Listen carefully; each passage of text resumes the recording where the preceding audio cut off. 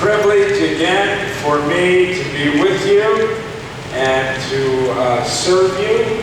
And I am challenged by the opportunity. Just as last night, I was greatly encouraged by the New Tribes Mission presentation. So tonight, I'm also greatly encouraged by what we saw, what we heard. Well, we didn't hear as much as we might have liked to of the video. But having just finished, not quite, but having reread Hudson Taylor's life and Hudson Taylor's Spiritual Secret, I found this very refreshing.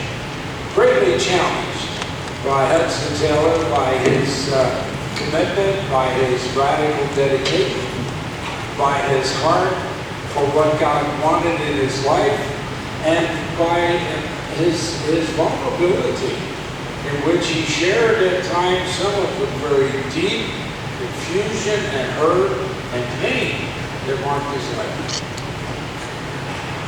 I'm very, very challenged by him and greatly blessed by what God has done in and through his life. Tonight, I guess I want to be, in a certain sense, honest with you. I always try to be honest. But sometimes I think that we tend to take missionaries and elevate them above humanity. It's kind of like the missionary is not quite God incarnate, but not very far short from being God incarnate. And the rest of us are ordinary. And, you know, missionaries just don't imagine that they ever have any struggles, that they ever have any confusion, that they ever have any hurt. And if they say anything, then surely it must be because some kind of sin is at work in their lives, because what kind of a missionary would ever be discouraged? What kind of a missionary would ever be disheartened? What kind of a missionary would ever be confused? What kind of a missionary would ever struggle with life? What kind of a missionary would ever doubt his or her call to be a missionary? Well, frankly, every kind. Every kind of a missionary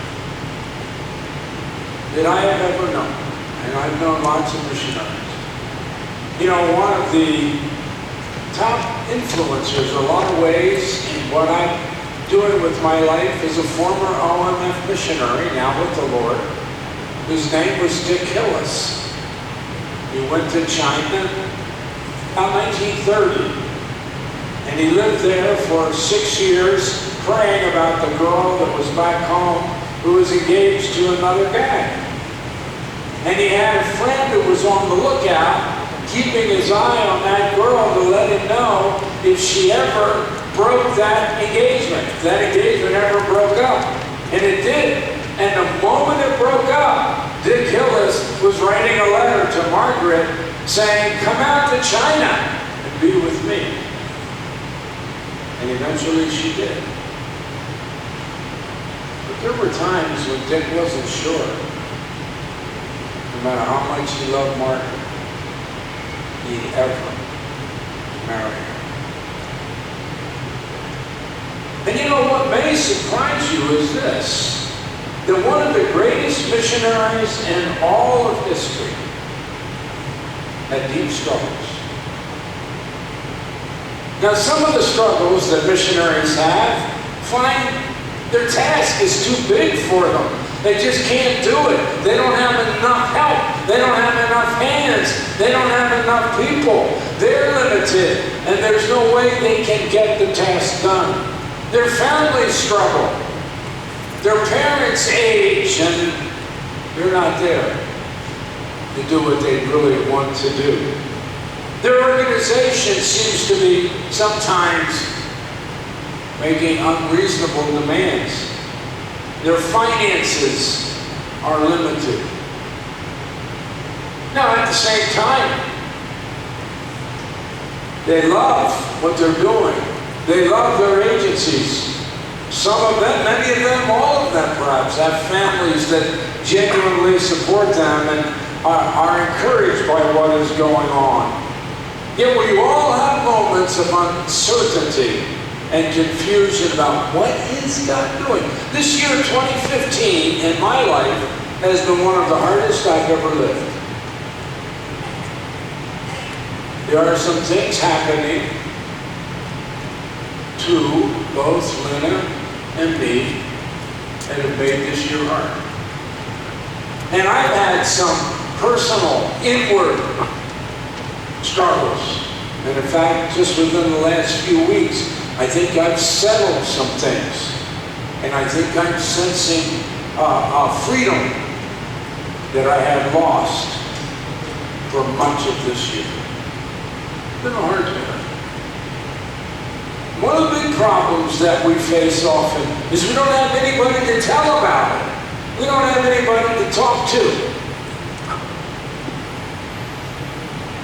And that makes it very hard. It's fascinating to me that the Apostle Paul, in a very, very dark moment in his life, told people who were opposed to him. He's going to teach us tonight about buried treasure. As we move toward buried treasure, though, I want to talk about his struggle over uncertainty. So I invite you to come first to 2 Corinthians chapter 2, beginning at verse 12. I don't know if you've noticed these two little verses. Sometimes I think some of the verses that aren't exactly convenient for us, we kind of skip, we move by. We don't really focus on them. So tonight I want to focus on a passage that may not have quite caught your attention for just a few moments before we get to our main passage. The Apostle Paul in 2 Corinthians chapter 2 at verse 12 is, by the way, he's writing to respond to the Corinthians who are doubting his authority, who are resisting him, who are opposed to him, who are telling all kinds of false things about him, and who need led in Christ. Without him, they wouldn't know the Lord. Yet he's having to defend himself toward them. And in the process, he brings up an event that occurred.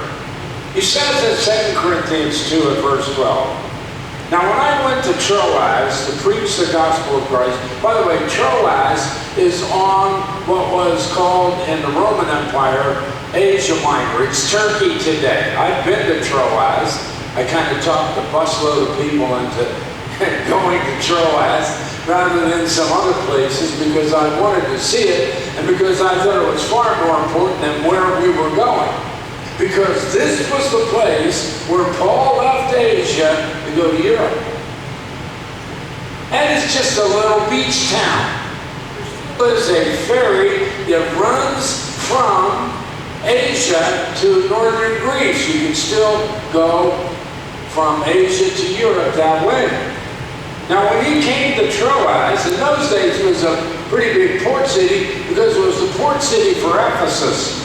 So when he came to Troas to preach the gospel of Christ, he had a purpose. He went there to proclaim the good news about Jesus.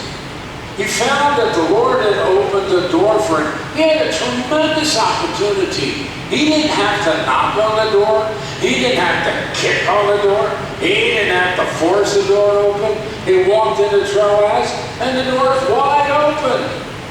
A wide open door means opportunity, big time opportunity.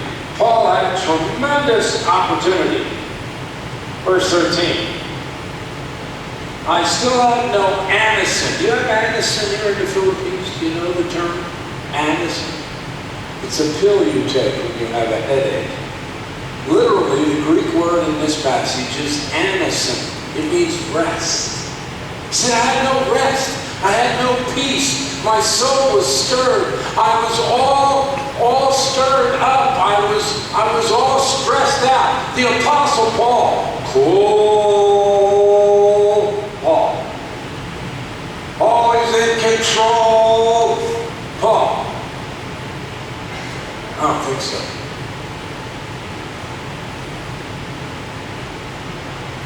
I had no rest for my mind. No rest for my inner thoughts. I was in turmoil. Why? Because I did not find my brother Titus there. That's very interesting. You see, here's the background. Paul had heard of the problems in Corinth. He had heard of the rejection of his authority. He had heard of the rejection of his preaching. You know, as a preacher, I can't think of anything worse than a whole church full of people saying, "You're really bad." I know I have some preachers here with me. And just saying, if your church said, the church you founded, the people you led to the Lord, all sent you a letter that basically said, you stink. Well, Paul didn't quite get a letter like that, but he got a word like that. He got a report like that. And not only that, but he got a report about immorality, and he got a report about lawsuits, and he got a report about devastating practices around the Lord's table, and he got a report about worship out of control, and he got a report about theology that was all mixed up and messed up. Man! I'll tell you one thing, if I had started a church in Corinth, I'd never ever let anybody else know I'd done it. That's for sure. So having gotten that report, he sat down and he wrote them a letter. And he said, now look, I am not going to preach the way you want me to preach, because the way you want me to preach is the wisdom of men and the power of men. But I'd rather stick with the foolishness of God and the weakness of God. And he said, now look, I want you to deal with this man who's living in immorality instead of just laughing about it. And look, I want you to stop these lawsuits. And look, I want you to be careful, because some of your family members and people in your church are now in the Lord's presence because of the way they desecrated the Lord's table. And look, I want you to get your worship in order. And look, I want you to love one another. And look, I want you to understand the spiritual gifts that are the most significant gifts, and stop playing up the least significant gifts and focus on the most significant gifts. And look, I want you to understand theology properly. Now that's a pretty interesting letter, isn't it? And then he gave that letter to Titus.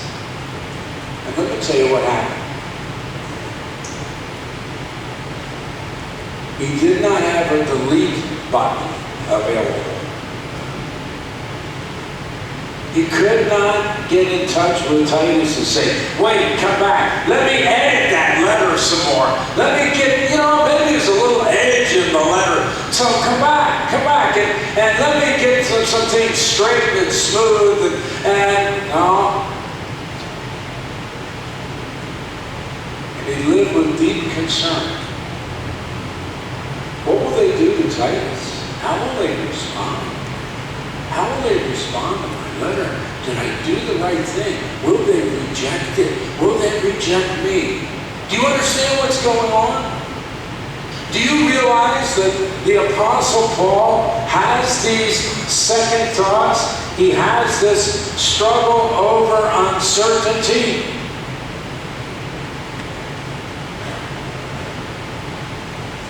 Just as missionaries have a struggle over uncertainty, so did the Apostle Paul.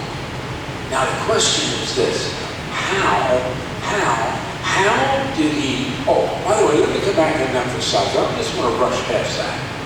I want you missionaries to understand then when you wonder if you did the right thing, then when you wonder if you should have sent that letter, or if you should have said that statement, or if you should have given that message, or if you should have corrected that fellow leader, that team member that you had.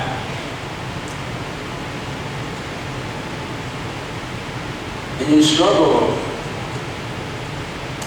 And you break out in a kind of a sweat. You ever do that? I do.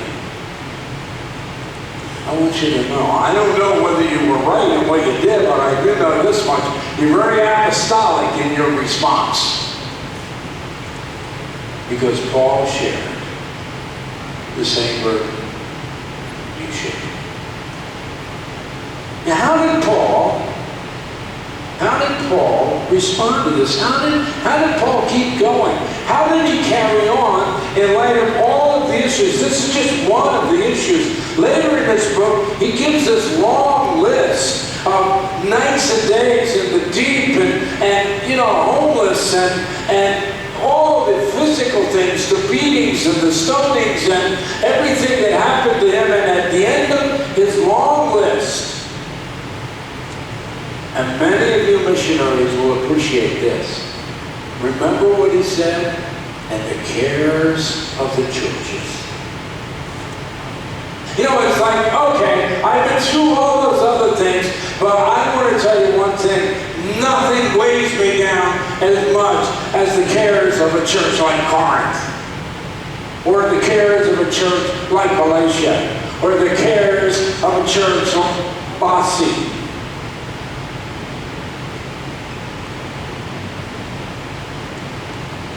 Paul carried the same burden you carry. Now, how did he stay strong?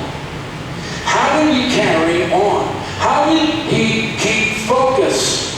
I want that answer tonight. I am excited about this answer.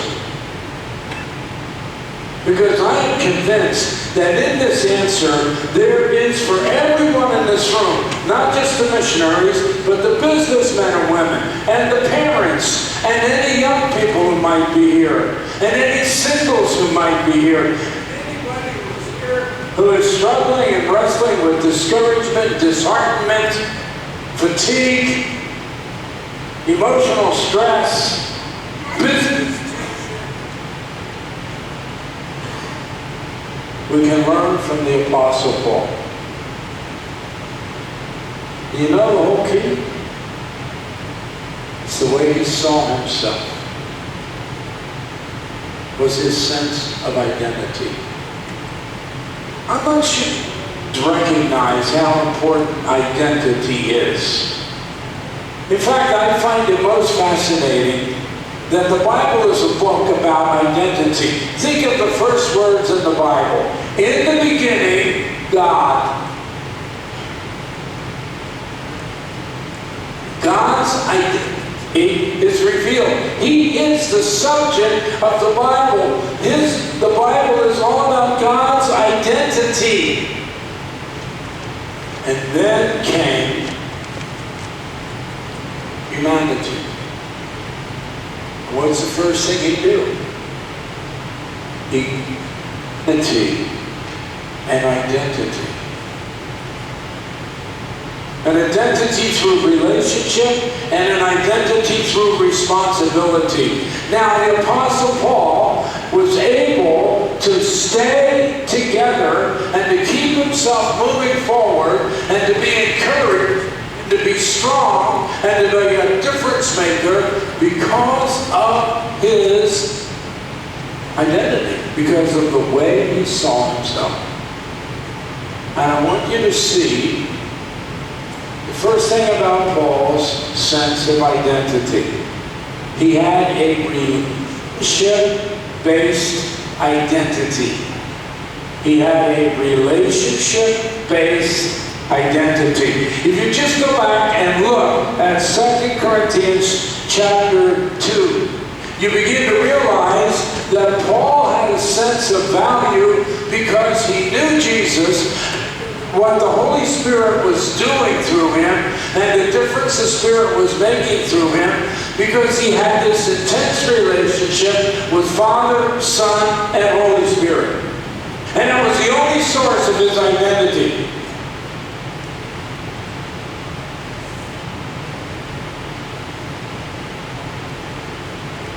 Now, most of us, I feel, may have an identity of achievement.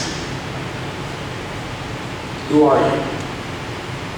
I am a person who has planted churches. I am a person who has a leadership role in a given organization. And we begin to define ourselves by what we do, but in the Bible, identity is a matter of who we know. In fact, if you understand the gospel properly, the first thing God does for us when we put our faith in Jesus is to change our identity. He makes us new people. Now, Paul had a relationship identity. In fact, we can see that his identity came from what he treasured. I want you to come now to 2 Corinthians chapter 4.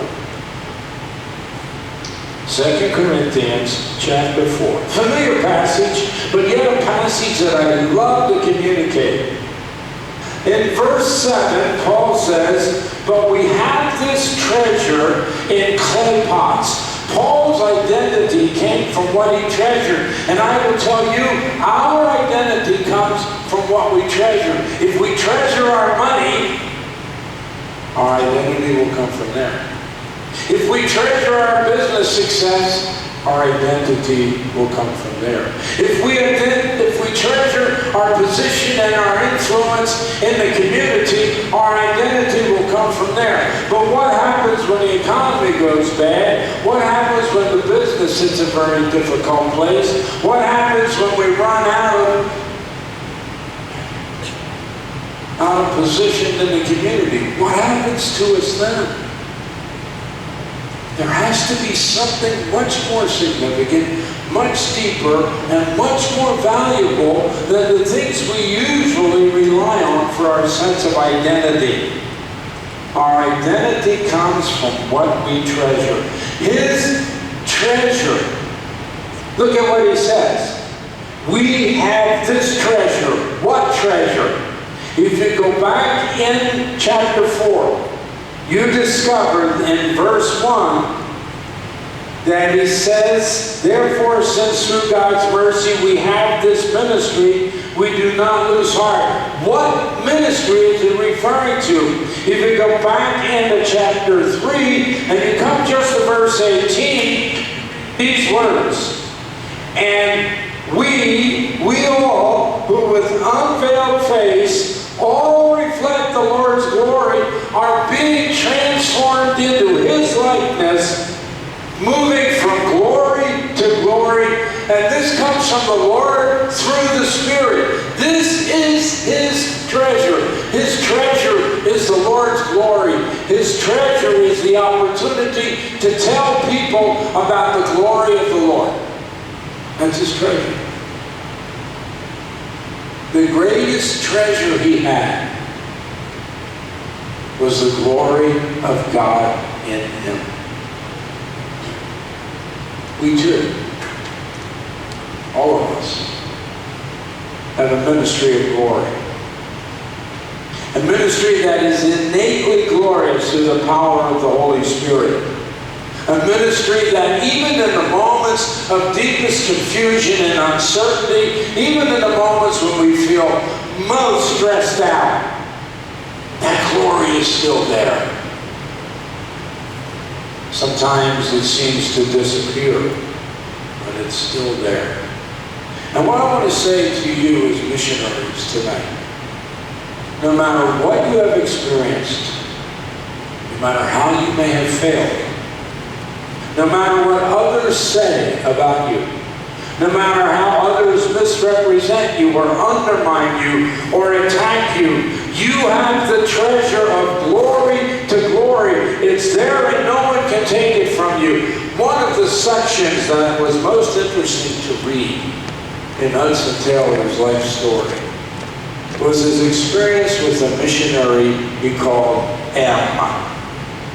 He never identified the missionary. But the missionary undermined his ministry. The missionary wrote letters back to people in China. The missionary did everything he could to cut off funds and to stop people from being supportive of Hudson Taylor.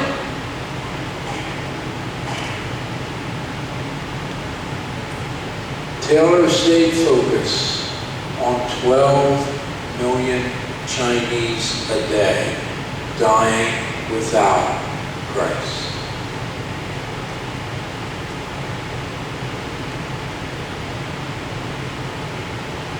What is your treasure?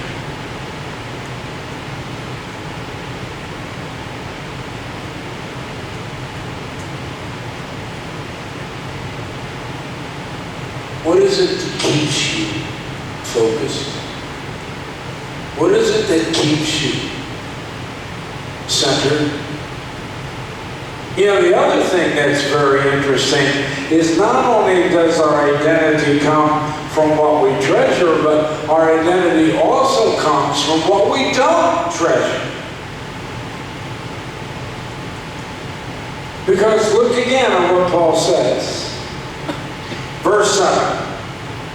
But we have this treasure in clay pots. You know what Paul says?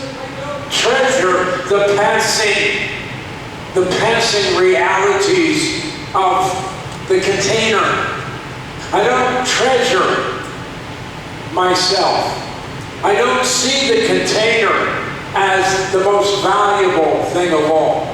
I see myself as simply a clay pot. I see myself for what I am. I am baked dirt. I am the most unlikely place for God to put his treasure. Years ago, I was a pastor and I had an elder in my church who was very much into photography. And this goes way back, long before digital. This is when film was filmed, the dark rooms were dark, and you took one picture, you didn't take 20, because every picture cost money. And he had the most expensive collection of photographic equipment you could think of.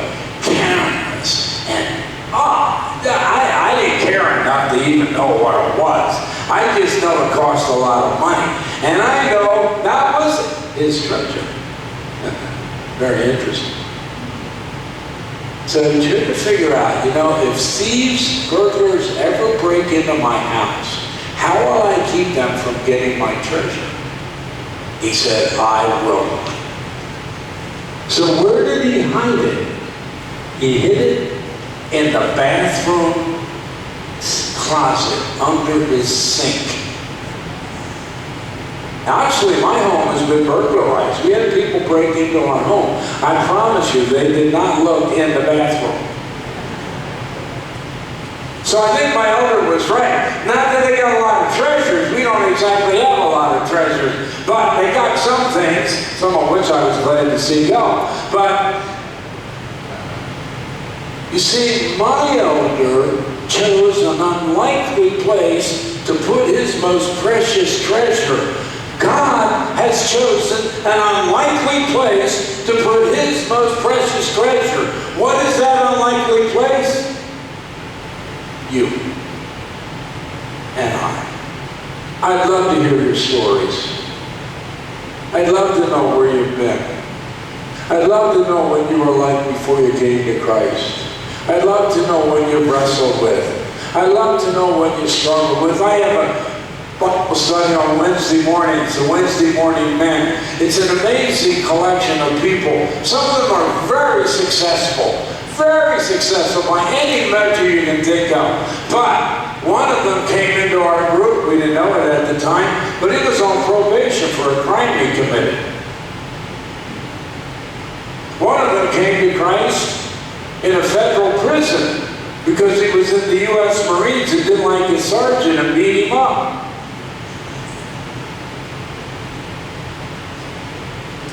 One of them was walking on a beach in California with his life totally devastated, his marriage gone, nothing left. And he walked on that beach with no place to go. And a voice came to him in his mind and said, "Go church. Go to church." He hadn't been to church since he was like this. Go to church. So he goes and he gets a phone book and he finds a church pastored by one of my former students at Dallas Seminary, and he finds a staff member who sits down with him and talks with him and begins to explain to him. He doesn't respond then, but he decides he moved to Dallas because he had children living nearby, not real close, but nearby. At least he'd be closer to his kids. And he found a church in Dallas like the one he found in California, which was our church. And today he leads a mission agency in Africa. He's there right now as an ex-hospital administrator, training a team of people to lead a hospital in Africa and lead an orphanage in Africa. I'd love to know your stories, because clay pots are where God puts his treasure.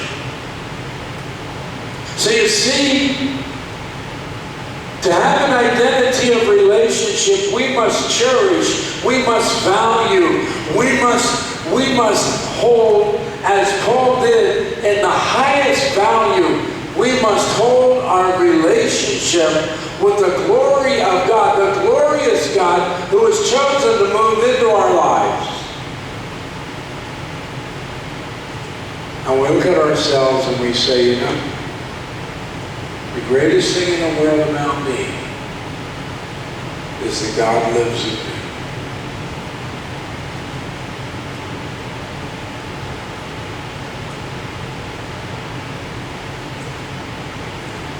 It's a very fascinating thing to me. When we reach that point, in reality, we don't matter. And when we matter the least, we matter the most.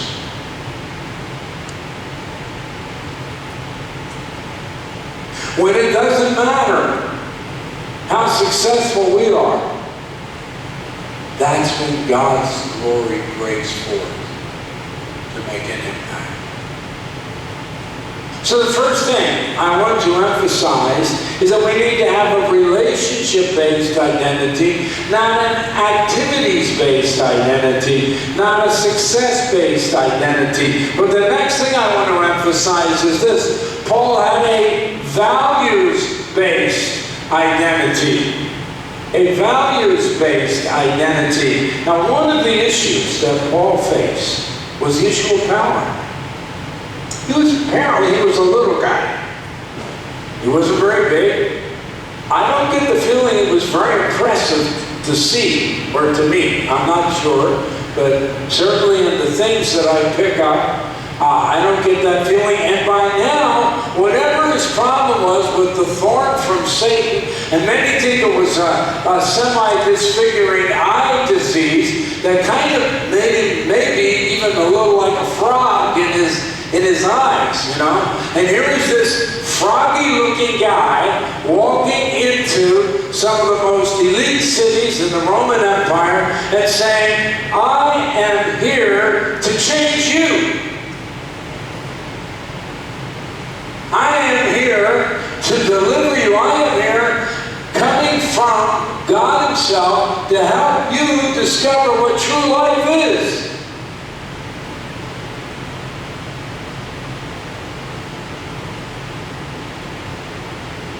Tell you, if you're inclined to worry about your appearance, your identity is going to suffer significantly when you start looking a little bit like a frog.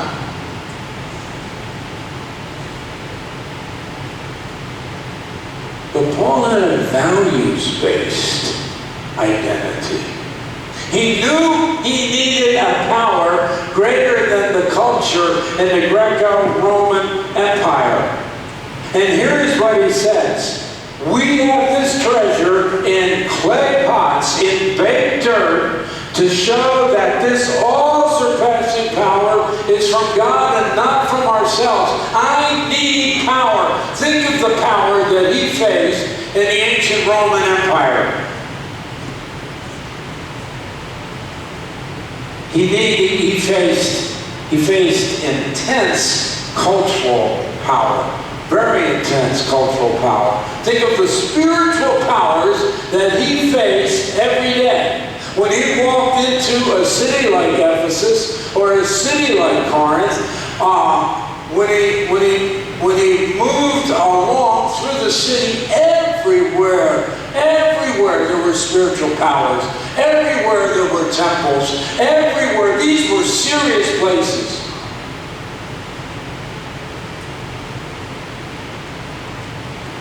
And he faced a spiritual power like you face.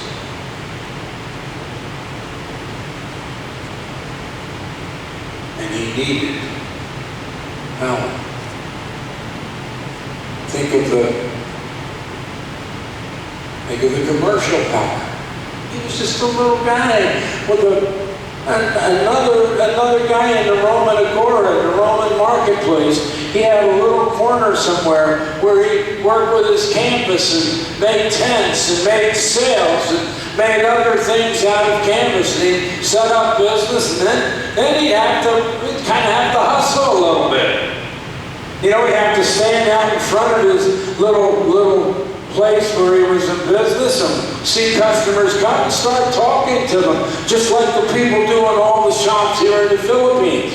Hello, sir. How are you, sir? Would you like to see this, sir? Would you like to see that, sir?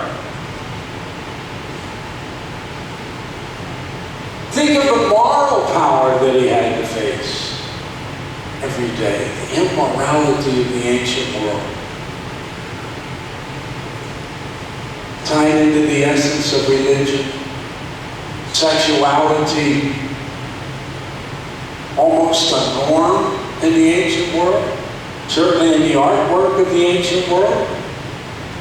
It was in this setting that Paul came and he power. And you think, okay, Paul, let's stop and think a minute now. You've got education, you know how to think, you're an eloquent communicator, so Paul, let's go. Let's take all of that, your education, your great mind, your eloquence, your logic, your capacity, and let's rely on that. Paul said, no, I'm not going to do that. I'm not going to do that. I'm going to do something radically different.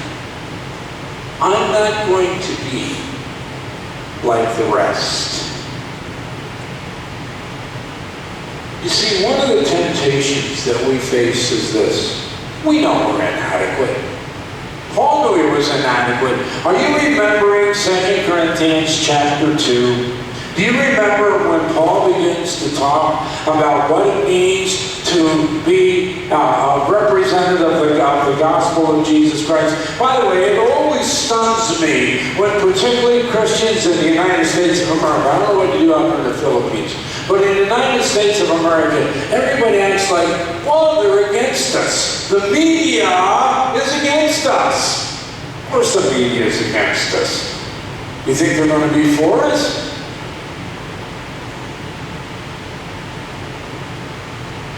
That's silly.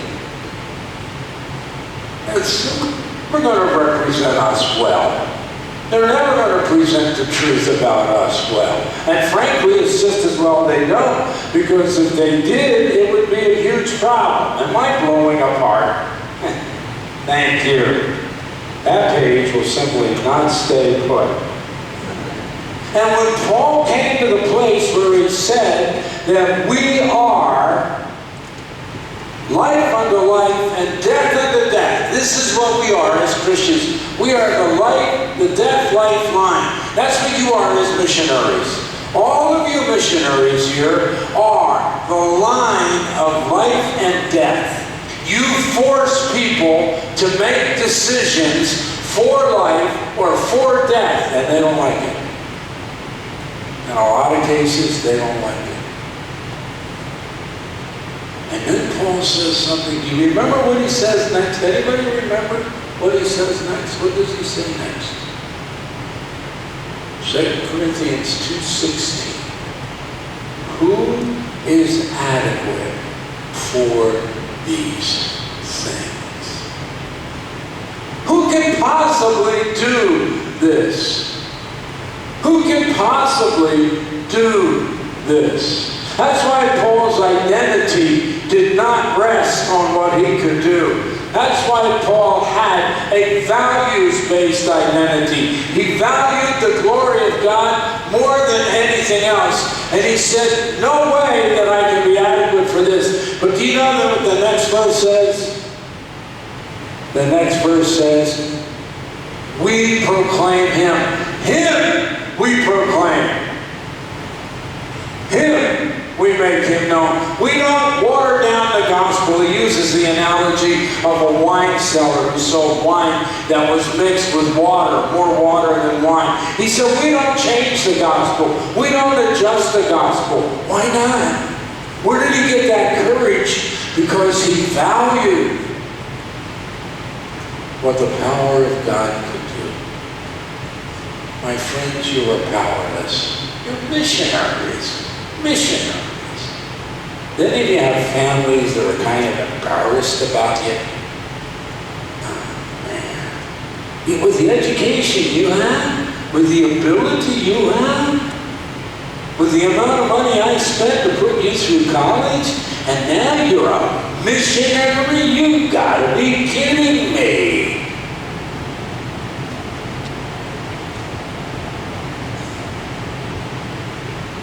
You know what missionaries have done? We have just established 2,000 years, the greatest movement in all of history. Nobody wants us, but everybody has us. Do you know for the first time in history, there are believers in every nation on the globe. There are believers in cities where we can't even say there are believers. Do you know that? For the first time in history. Every effort has been made to stop us. I remember being in one of the largest cities in one of the most closed countries in the world. Millions of people. And I was on my way just at a flat teaching people about how to walk with the Lord. These were young people, house church leaders, young business, talented, trained, capable, and some of them in international firms. And I was going to teach them, and I'm thinking to myself, you know, the government does not want me here. Now, that's been proved. The government does not want me there.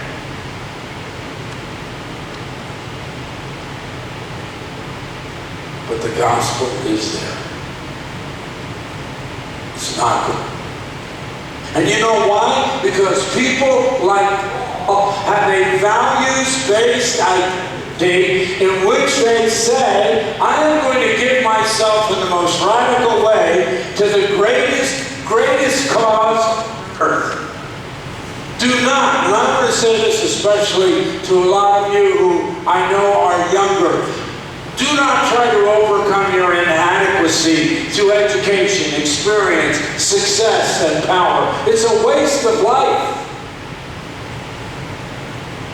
Yes, get education. Yes, get experience. Yes, seek success. And if God gives you a power, if He gives you authority, if He gives you a role of influence, carry it out. But understand that this is not how you become somebody. This is the way you express Christ in you. He makes you somebody. And His power and His energy, and His grace, and His love, and His passion, and His purpose flow through you to transform the culture where you serve, even as Paul did where he served. A values-based identity, because we have a greater power than the power of our culture. That's the beauty of us. It's not our power. We're clay pots, but we have a greater power than the power of our culture. That's what makes us so significant.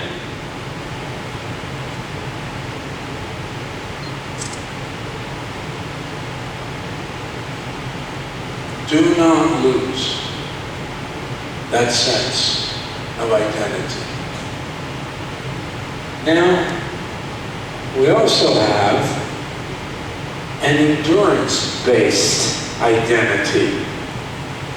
And in this time, by the way, I just want to mention to you, it's quite amazing to me, when Paul wanted to assert his authority, you know what he did? He wrote to the Corinthians and he said to them, now when we came to you, we didn't come with great speech. We didn't come to oppress you. In fact, I came in fear and trembling. Remember that? 1 Corinthians 2, 1 and 2?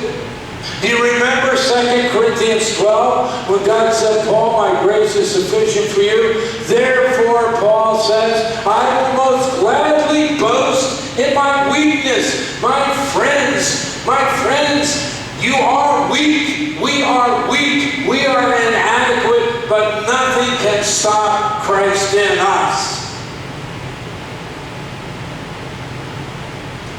He'll try. As I said, we have an endurance-based identity, and Paul begins to describe what that endurance-based identity is. When he says we are afflicted, we are hemmed in, we are shut up, the walls are closing in us. I saw recently a map put out by I think it's Global Mapping, International perhaps, GMI. They have some great maps. And one of the maps they had is the flow of Christianity around the world. And you watch how Christianity starts very small and begins to spread. And then you see that it loses ground. And then it spreads some more. And then it loses ground. And that's a process. People have always resisted us. People have always come against not us, but against Jesus. But no matter what, I mean, we can't say Jesus on television in the United States now. You know that? You can say obscene words, but you can't say the J word.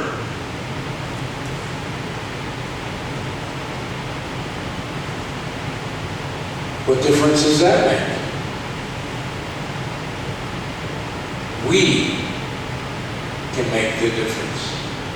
So, we are afflicted, but not crushed. We are perplexed. We are at the very end of our capacity. We are perplexed,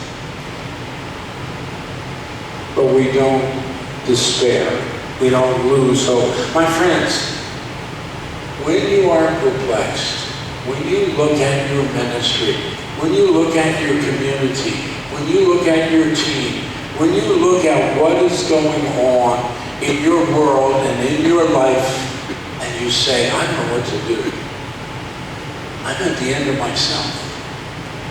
I have no idea what I'm going to do. I don't have money. I don't have help.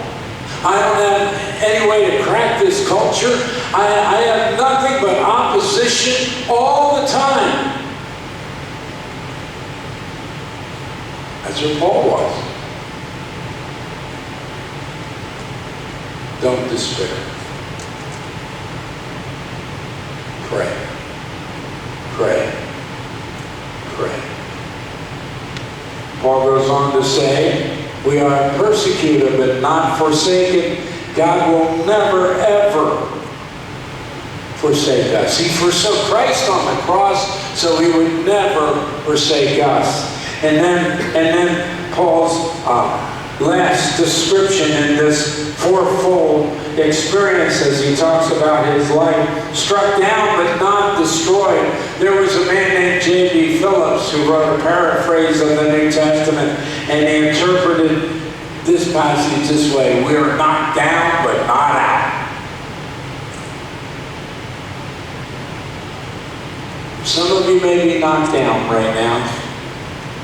Some of you may be wrestling. Some of you may be struggling.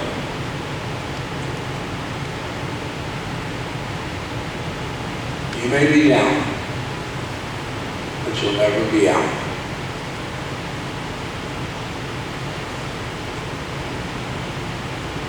Now, finally, have a relationship-based identity, just as a review. Have a values-based identity. Have an endurance-based identity. Finally, have a life-based identity. Look, this is what it's all about. This is what it's all about. Look at these words. We always carry around, verse 10, we always carry around in our body the death of Jesus, so that the life of Jesus might be revealed in our body.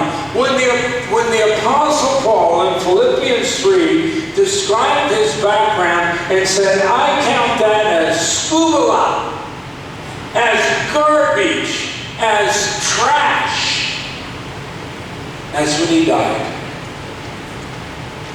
And then he said, I count knowing Christ, the surpassing greatness of the opportunity to know Christ. That's the greatest dimension of my life. That's when he rose from the dead. Paul says, you know what? Wherever I go, within my clay body, I experience death. But wherever I go in my clay body, it's the death of Jesus, which means resurrection. So it's the life of Jesus. So that we are always being given over to death for Jesus' sake, so that his life, see what's happening when you're perplexed, what's happening when you're persecuted, what's happening when you're at the very end, what's happening when you're knocked down, what's happening is this is a great opportunity for you to show the life of Jesus to those around you.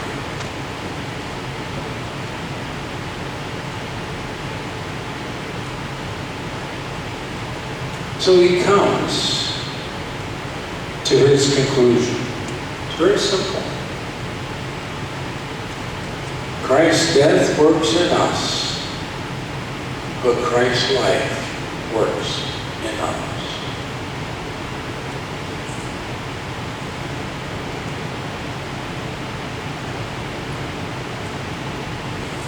You face times of discouragement. You face times of uncertainty.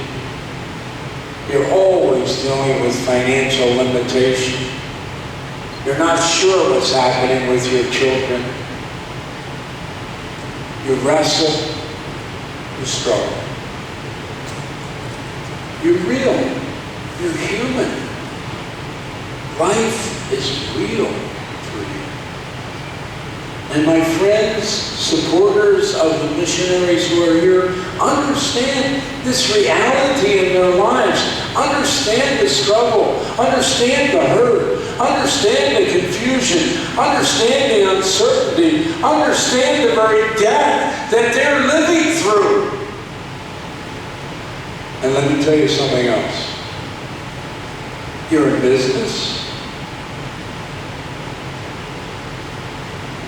You're there too. If you're not there, you're not running your business for Christ. If you're not there, he doesn't own your business. There are times when you too feel knocked down.